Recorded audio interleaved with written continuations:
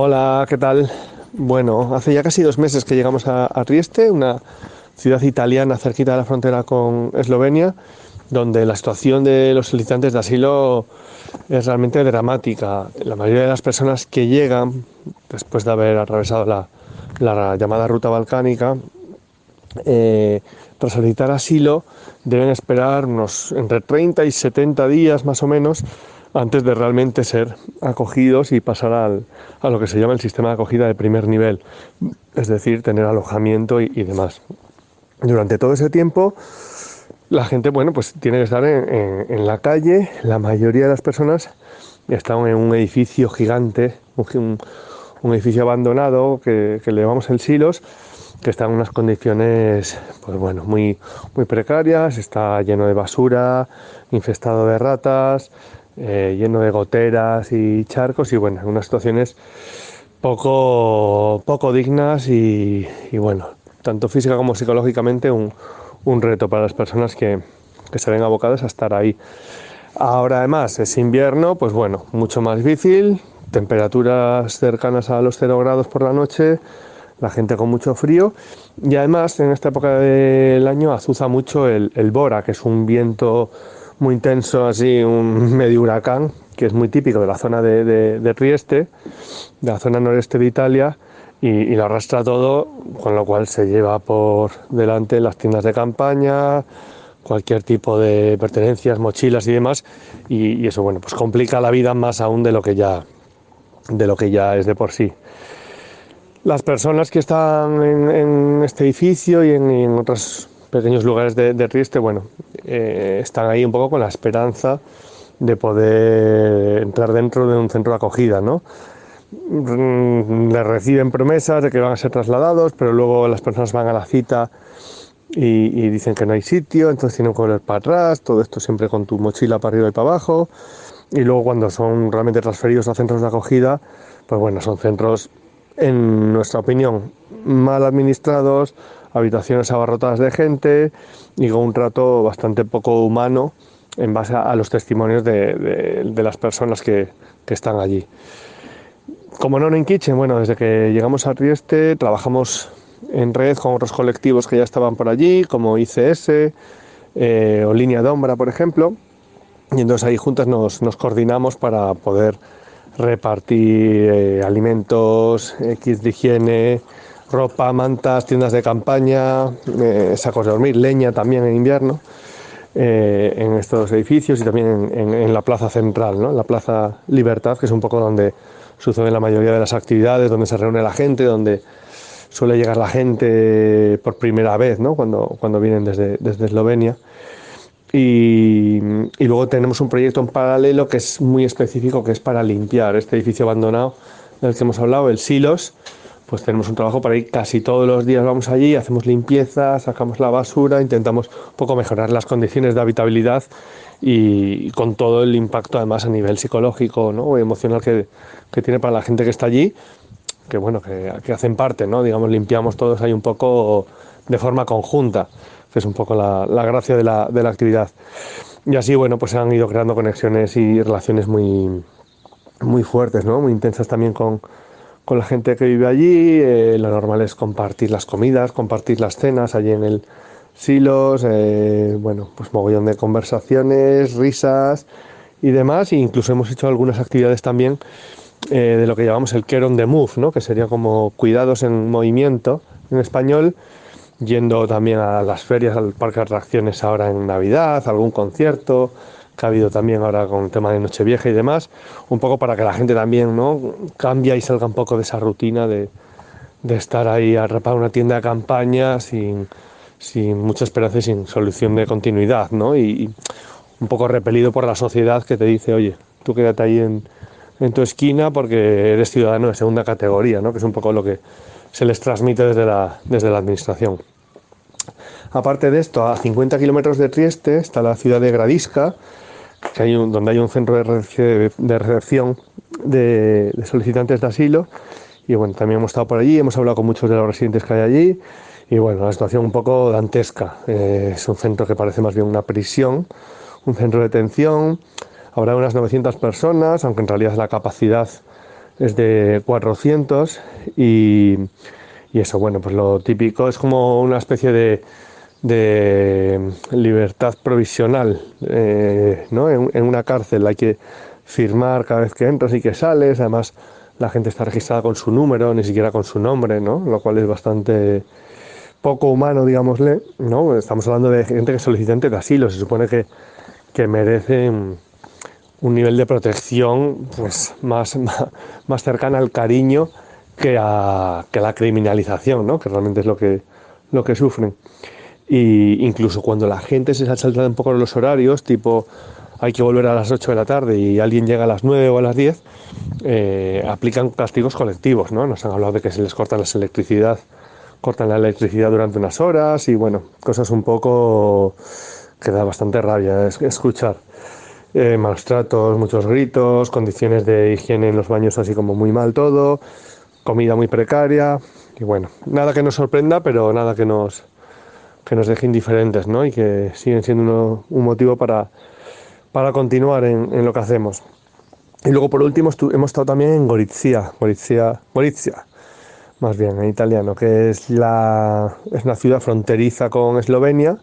Y igual, hay muchas personas allí, solicitantes de asilo, personas que viven en la calle porque los centros no tienen espacio para ellos y bueno, ahí con Cáritas hemos hecho algunas acciones para distribuir mantas, ropa de invierno, guantes, bufandas y demás y intentando un poco, bueno, mitigar los efectos del frío y nada, ahora ya de vuelta en Trieste, continuamos con las actividades, hemos empezado también a trabajar en esta plaza, la Piazza Libertad, para también apoyar un poco a las personas que están esperando alrededor de la estación de tren para coger un tren para ir a otras zonas del país o a Milán o además, a ver si allí encuentran sitio en otros centros de acogida. Y bueno, estamos un poco con la gente así distribuyendo mantas, té caliente, bocadillos por la noche para bueno, hacer un poco más llevadero el frío, la espera y construir un poquito, alimentar esa esperanza de que esta sociedad europea, una gran parte de esta sociedad europea, tiene los brazos abiertos y toda la comprensión para que puedan hacer de este su nuevo lugar y una vida mejor.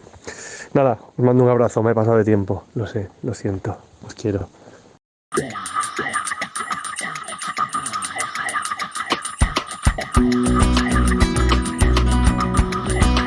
Hola, estamos en Ventimiglia, la frontera centro-norte de Europa, la última ciudad de la Liguria occidental que da al sur de Francia.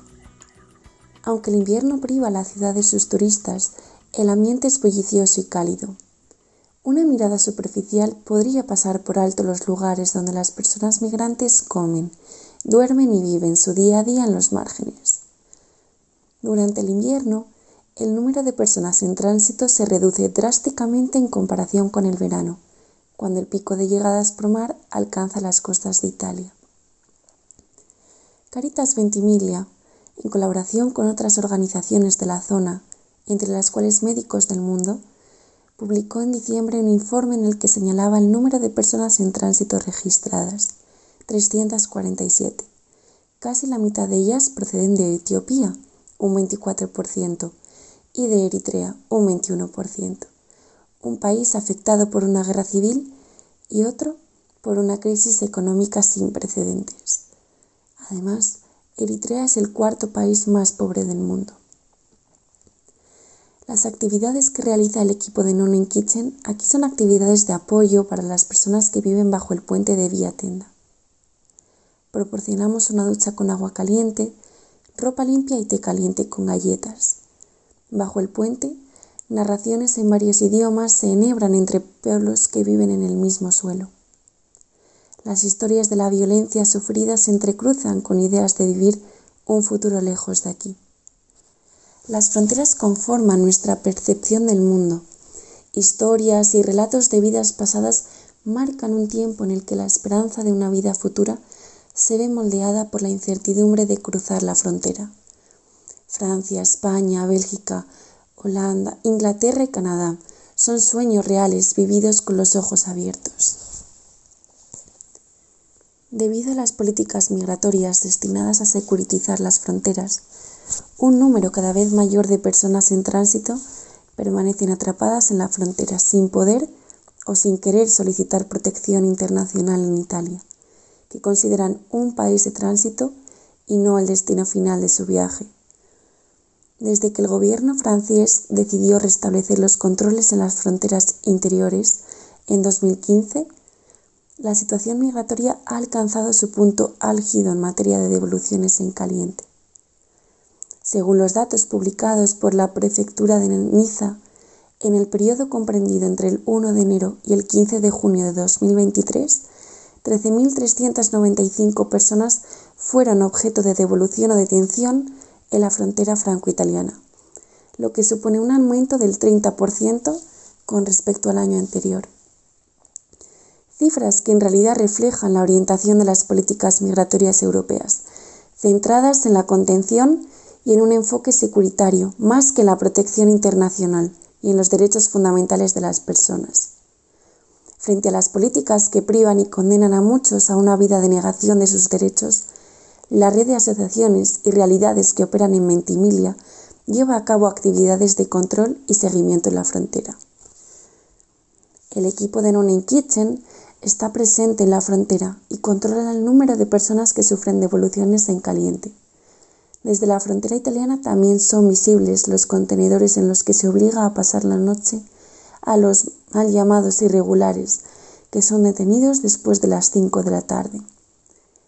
Médicos Sin Fronteras informó de que dentro de estos contenedores no hay camas para todos y tampoco disponen de aseos adecuados. Además, el equipo proporciona información técnica diversa, como por ejemplo, acerca de los horarios de los autobuses que pasan por la frontera en dirección al centro de la ciudad, dando también el billete de autobús. También aportan información sobre la presencia de Cáritas, que además de dar el desayuno, ofrece refugio a mujeres y niños. También información sobre la presencia de un lugar donde la gente pueda cargar sus teléfonos y mantenerse caliente. Y para cuando llega al final del día, acerca de la distribución de comida por la noche.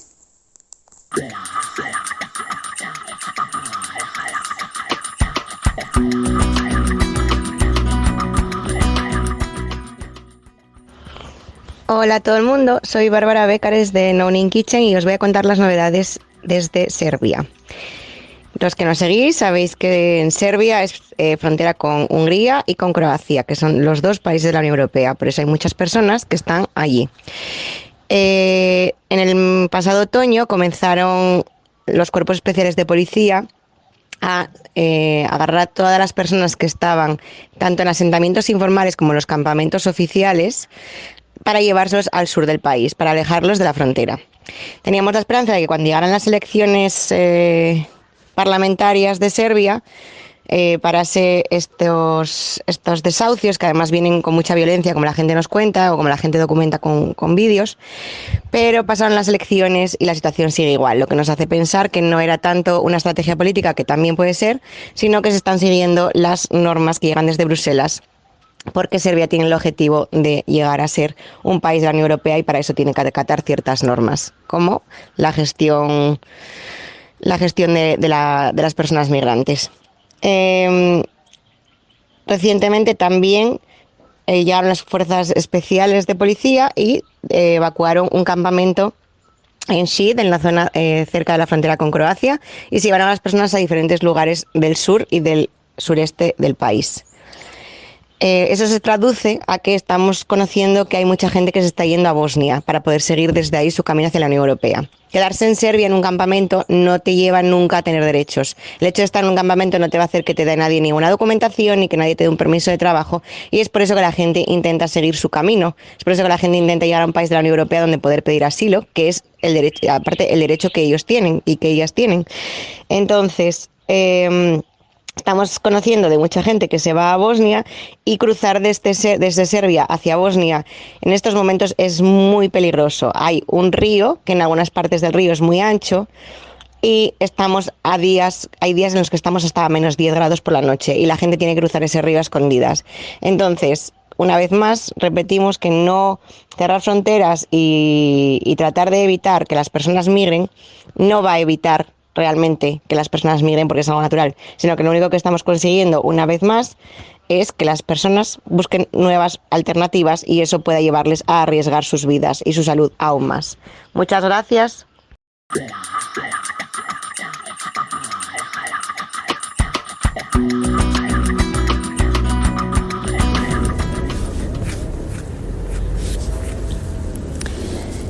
Esta semana veíamos en las noticias locales cómo la Guardia Civil Española y Salvamento Marítimo sacaban del mar un cuerpo sin vida de una persona que estaba intentando alcanzar las costas españolas a nado un día de temporal.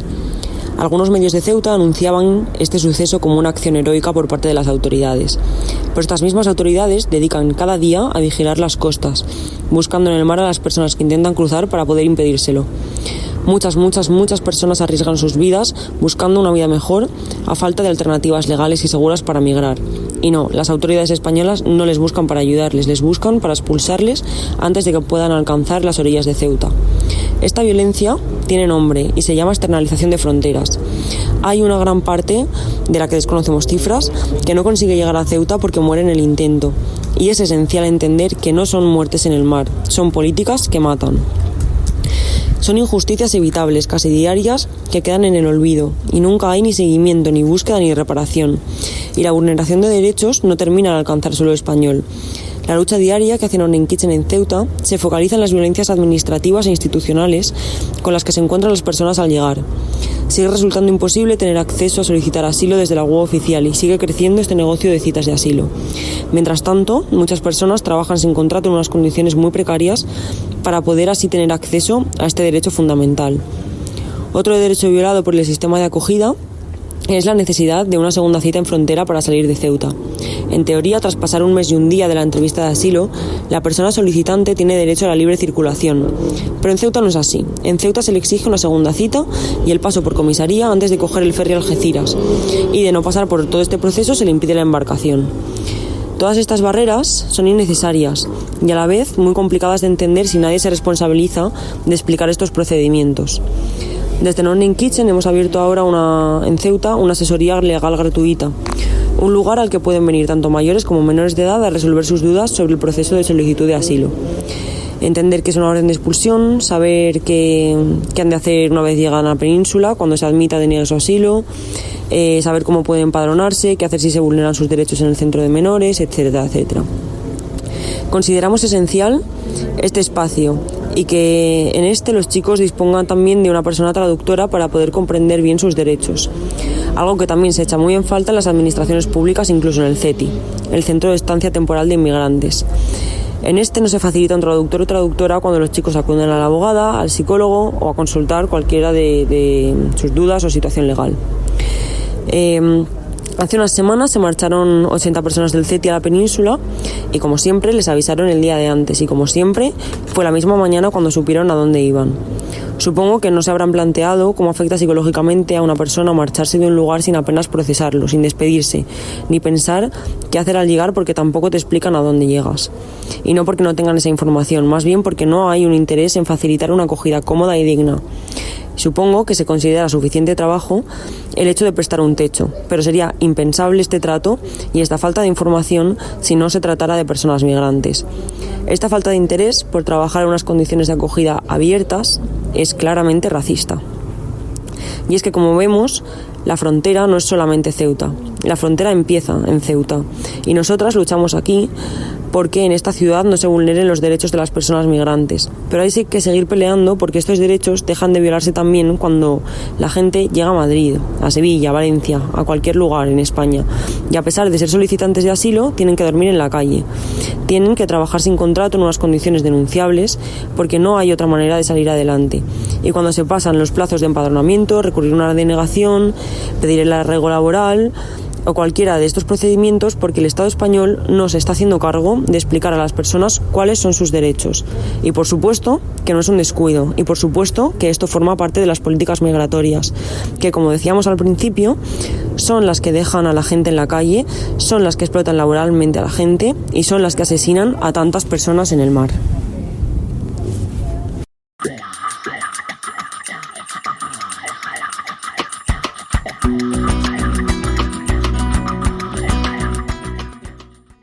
Después de unos días de descanso, hemos regresado a Melilla. Comenzamos el año con celeridad, estableciéndonos en el espacio de reparto y reconectando con los chicos. Iniciamos el año con nuevas energías gracias a la Asamblea General. Durante esta reunión, establecimos nuevos objetivos para el año entrante, marcando pautas realistas y eficaces. Esta semana nos proponemos retomar el espacio de encuentro y juego del skate, buscando fortalecer la participación y la interacción entre los jóvenes.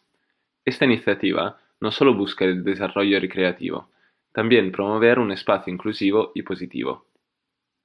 También hemos estado trabajando esta semana con varios jóvenes extutelados que se encuentran con múltiples dificultades una vez cumplen la mayor edad. Al mismo tiempo, seguimos atendiendo casos desde nuestra nueva oficina. Aprovechamos la ocasión para desear a todos feliz Año Nuevo Amazight, que se ha festejado el 13 de enero. Hay una gran parte de la población de Melilla que es de origen Amazight, pueblo nómada que se asentó en la zona del Rif, generando una mezcla de culturas y idiomas que conviven desde hace mucho tiempo. También este año, en la ciudad autónoma, se han celebrado unas jornadas dedicadas al Yenayer, promoviendo charlas, conciertos, talleres y actividades para el público juvenil.